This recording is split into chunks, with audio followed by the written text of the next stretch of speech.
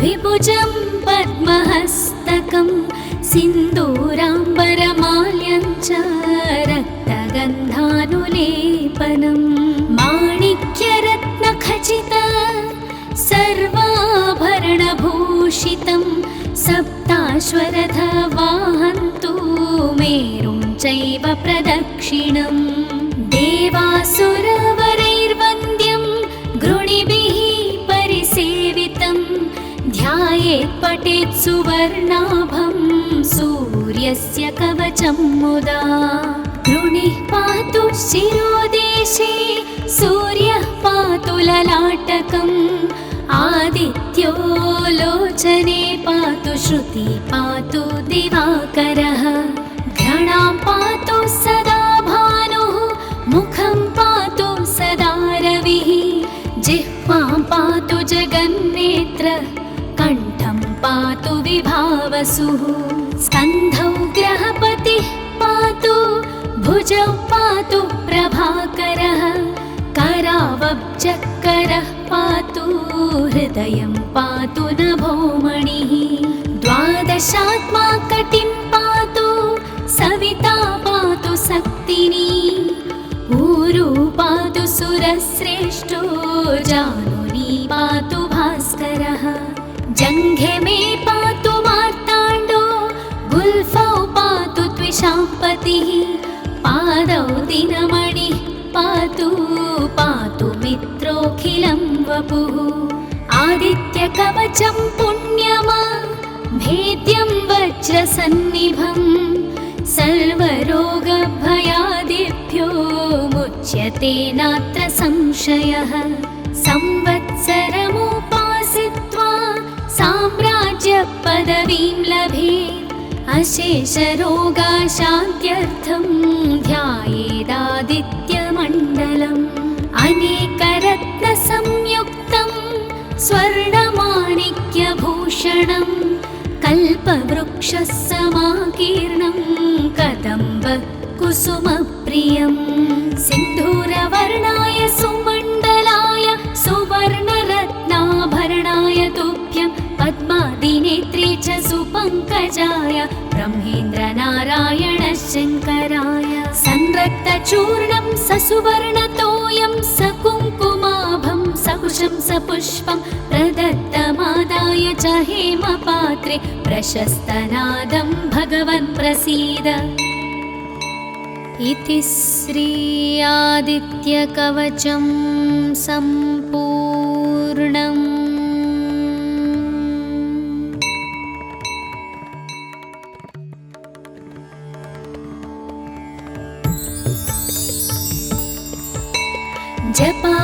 जपाकुसुमसङ्काशं द्विभुजं पद्महस्तकं सिन्दूराम्बरमाल्यं च रक्तगन्धानुलेपनं माणिक्यरत्नखचित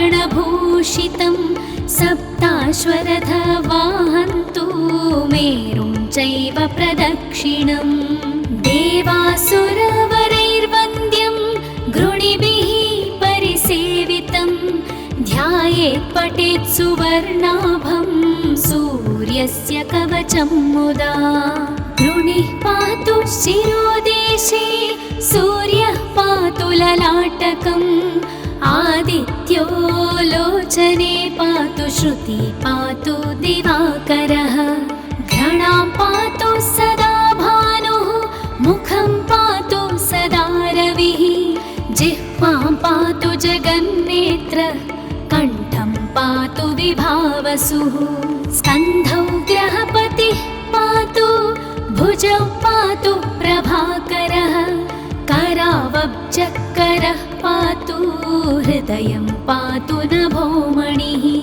द्वादशात्मा कटिं पातु सविता पातु शक्तिनी ऊरू पातु सुरश्रेष्ठो जानुनी पातु भास्करः जङ्घे मे पातु मार्ताण्डो गुल्फौ पातु त्विषाम्पतिः पादौ दिनमणिः पातु पातु मित्रोऽखिलं वपुः आदित्यकवचं पुण्यमा वज्रसन्निभं सर्वरोगभयादिभ्यो मुच्यते नात्र संशयः। संवत्सरमुपासित्वा साम्राज्यपदवीं लभेत् अशेषरोगाशान्त्यर्थं ध्यायेदादित्यमण्डलम्। अनेकरत्नसंयुक्तं स्वर्णमाणिक्यभूषणं कल्पवृक्षसमाकीर्णं कदम्बकुसुमप्रियं। सिन्धूरवर्णाय सुमण्डलाय सुवर्णरत्नाभरणाय तुभ्यं पद्मादिनेत्रे च सुपङ्कजाय ब्रह्मेन्द्रनारायण शङ्कराय। संरक्तचूर्णं ससुवर्णतोयं सकुङ्कुमाभं सकुशं सपुष्पं प्रदत्तमादाय च हेमपात्रे प्रशस्तनादं भगवन् प्रसीद। इति श्री आदित्यकवचं सम्पूर्णम्।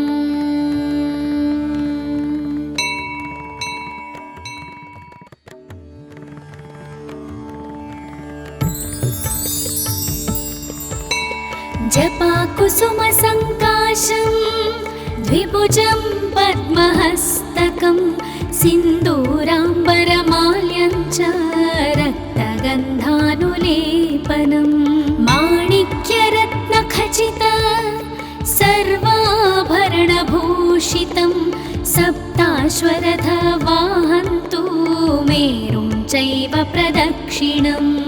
देवासुरवरैर्वन्द्यं गृणिभिः परिसेवितं ध्यायेत् पठेत् सुवर्णाभं सूर्यस्य कवचं मुदा। गृणिः पातु शिरोदेशे सूर्यः पातु ललाटकम् आदित्यो लोचने पातु श्रुति पातु दिवाकरः।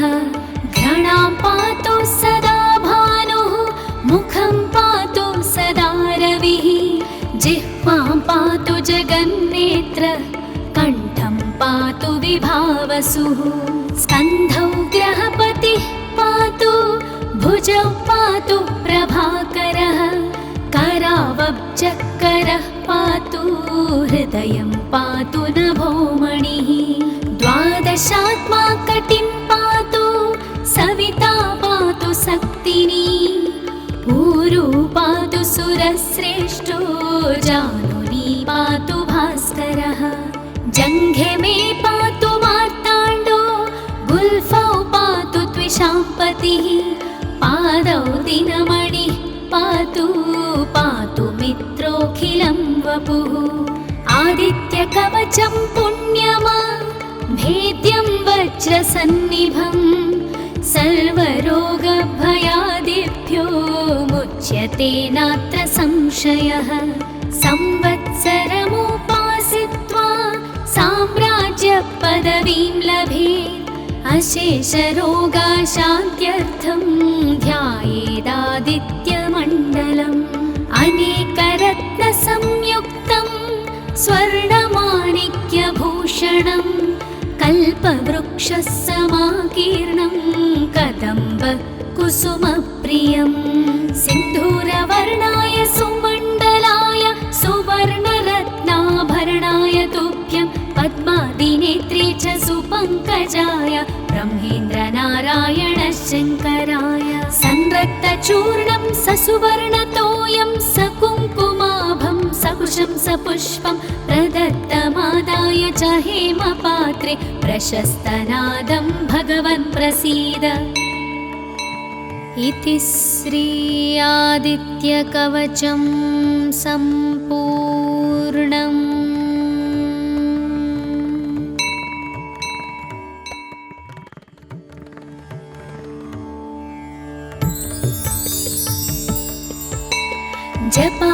जपाकुसुमसङ्काशं द्विभुजं पद्महस्तकं सिन्दूराम्बरमाल्यं च रक्तगन्धानुलेपनं माणिक्यरत्नखचित सर्वाभरणभूषितं सप्ताश्वरथवाहन्तु मेरुं चैव प्रदक्षिणम् देवासुरवरैर्वन्द्यं गृणिभिः परिसेवितं ध्यायेत् पठेत् सुवर्णाभं सूर्यस्य कवचं मुदा गृणिः पातु शिरोदेशे सूर्यः पातु ललाटकम् आदित्यो लोचने पातु श्रुति पातु दिवाकरः घ्राणां पातु सदा भानुः मुखं पातु सदा रविः जिह्वां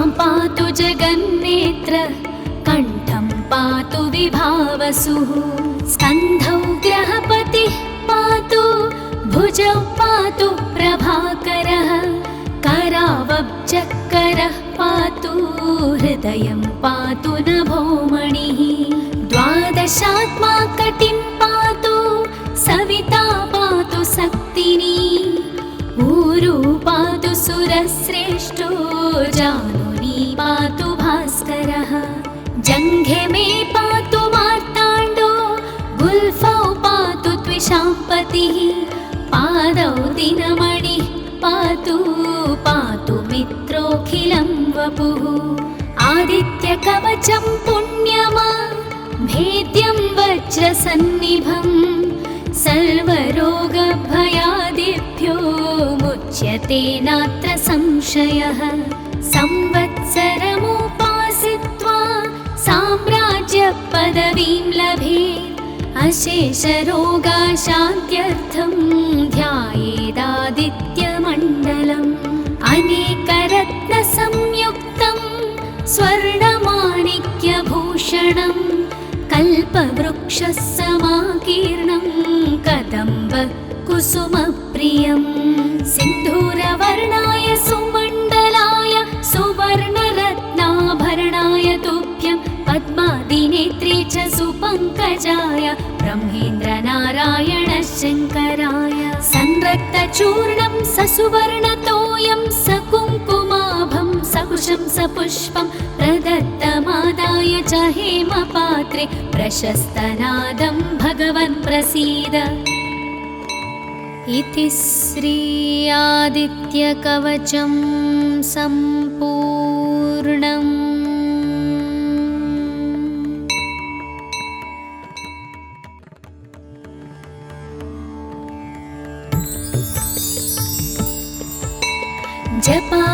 जपाकुसुमसङ्काशं द्विभुजं पद्महस्तकं सिन्दूराम्बरमाल्यं च रक्तगन्धानुलेपनं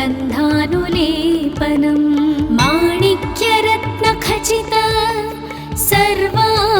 सर्वाभरणभूषितं सप्ताश्वरथवाहन्तु मेरुं चैव प्रदक्षिणम् देवासुरवरैर्वन्द्यं गृणिभिः परिसेवितं ध्यायेत् पठेत् सुवर्णाभं सूर्यस्य कवचं मुदा गृणिः पातु शिरोदेशे सूर्यः पातु ललाटकम् आदित्यो लोचने पातु श्रुति पातु दिवाकरः घ्राणां पातु सदा भानुः मुखं पातु सदा रविः जिह्वां पातु जगन्नेत्र कण्ठं पातु विभावसुः स्कन्धौ ग्रहपतिः पातु भुजौ पातु प्रभाकरः करावब्जकरः पातु हृदयं पातु नभोमणिः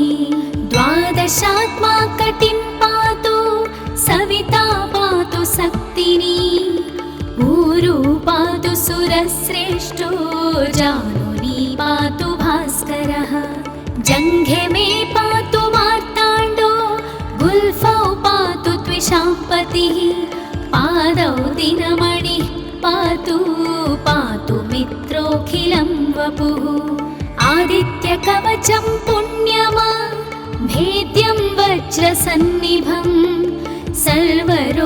सर्वरोगभयादिभ्यो मुच्यते नात्र संशयः संवत्सरमुपासित्वा साम्राज्यपदवीं लभेत् अशेषरोगाशान्त्यर्थं ध्यायेत्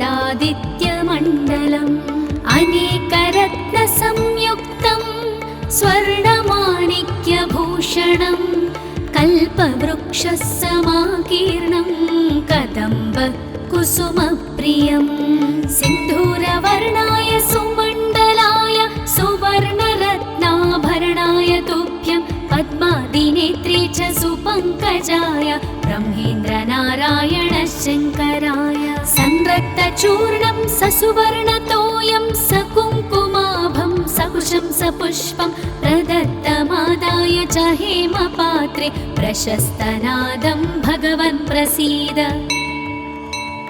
इति श्री आदित्यकवचं सम्पूर्णम्।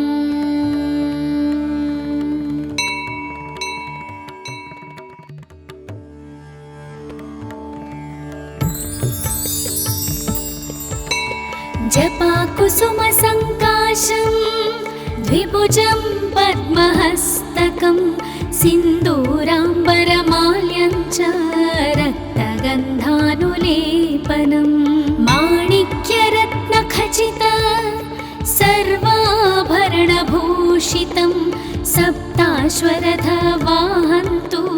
मेरुं चैव प्रदक्षिणम् देवासुरवरैर्वन्द्यं गृणिभिः परिसेवितं ध्यायेत् पठेत् सुवर्णाभं सूर्यस्य कवचं मुदा गृणिः पातु शिरोदेशे सूर्यः पातु ललाटकम् आदित्यो लोचने पातु श्रुति पातु दिवाकरः घ्राणां पातु सदा भानुः मुखं पातु सदा रविः जिह्वां पातु जगन्नेत्रः कण्ठं पातु विभावसुः स्कन्धौ ग्रहपतिः पातु भुजौ पातु प्रभाकरः करावब्जकरः पातु हृदयं पातु नभोमणिः द्वादशात्मा कटिं पातु सविता पातु सक्तिनी ऊरू पातु सुरश्रेष्ठो जानुनी पातु भास्करः जङ्घे मे पातु मार्ताण्डो गुल्फौ पातु त्विषाम्पतिः पादौ दिनमणिः पातु पातु मित्रोऽखिलं वपुः आदित्यकवचं पुण्यमा भेद्यं वज्रसन्निभं सर्वरोगभयादिभ्यो मुच्यते नात्र संशयः संवत्सरमुपासित्वा साम्राज्यपदवीं लभेत् अशेषरोगाशान्त्यर्थं ध्यायेदादित्यमण्डलम् अनेकरत्नसंयुक्तं स्वर्णमाणिक्यभूषणं कल्पवृक्षः समाकीर्णं कदम्ब कुसुमप्रियं सिन्धूरवर्णाय सुमण्डलाय सुवर्णरत्नाभरणाय तुभ्यं पद्मादिनेत्रे च सुपङ्कजाय ब्रह्मेन्द्रनारायण शङ्कराय संरक्तचूर्णं ससुवर्णतोयं सकुङ्कुमाभं सकुशं सपुष्पं प्रदत्तमादाय च हेमपात्रे प्रशस्तनादं भगवन् प्रसीद। इति श्री आदित्यकवचं सम्पूर्णम्।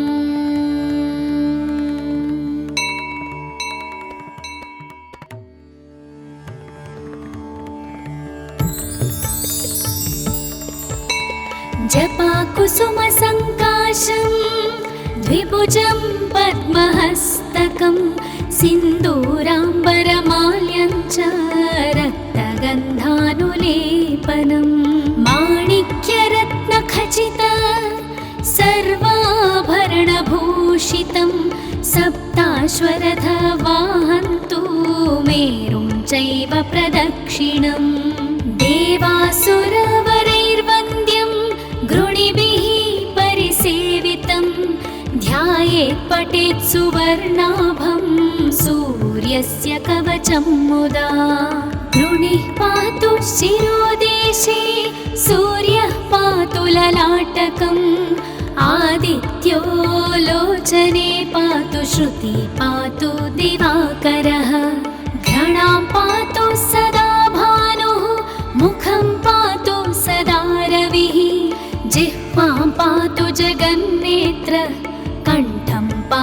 विभावसुः स्कन्धौ ग्रहपतिः पातु भुजौ पातु प्रभाकरः करावब्जकरः पातु हृदयं पातु नभोमणिः द्वादशात्मा कटिं पातु सविता पातु शक्तिनी ऊरू पातु सुरश्रेष्ठो जानुनी पातु भास्करः जङ्घे मे पातु मार्ताण्डो गुल्फौ पातु त्विषाम्पतिः पादौ दिनमणिः पातु पातु मित्रोऽखिलं वपुः आदित्यकवचं पुण्यमा भेद्यं वज्रसन्निभं सर्वरोगभयादिभ्यो मुच्यते नात्र संशयः